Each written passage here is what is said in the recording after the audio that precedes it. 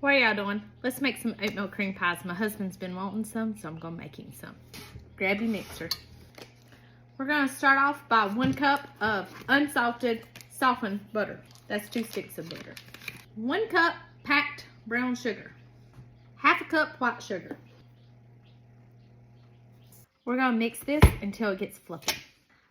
So about like that. While it's running on low, I'm gonna add in 1 tablespoon of molasses.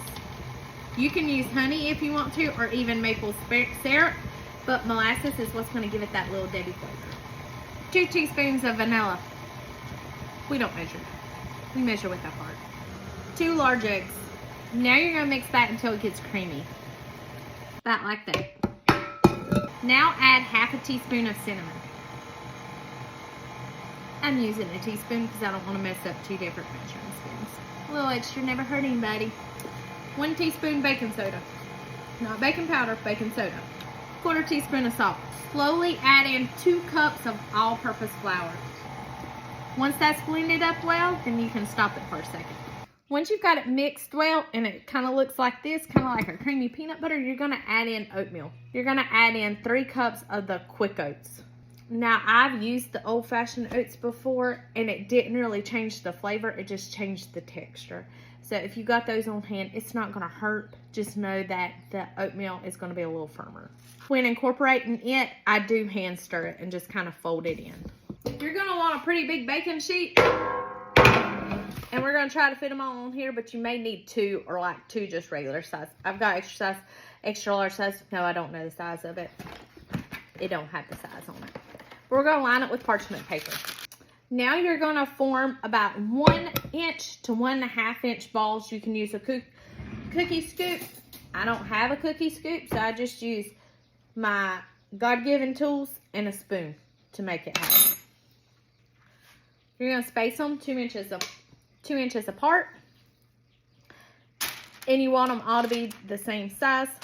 And you try to want to get an even number because we are making sandwiches. We're going to throw these in the oven, 350, for about 9 to 11 minutes. So once they're kind of still gooey in the center and nice and golden brown around the side, you're going to take them out. These took about 11 minutes is what they ended up taking. Now you're going to set these to the side and let them cool completely before you mess with them. While your cookies are cooling off, we're going to go ahead and make the cream filling. We're going to start off with 3/4 cup of butter, unsalted, softened. That's 1.5 sticks of butter. Mix it until it's fluffy. About like that. Add in 2 ounces of cream cheese. Mix that up. 1 teaspoon of vanilla. Remember, we don't measure that. 1/4 teaspoon salt. Now you're slowly going to add in 3 cups of powdered sugar. If you want to stop your mixer and kind of hand mix it, you can, so it don't poof at you. 3 cups. You can add 4 if you want it a little bit sweeter. I like 3.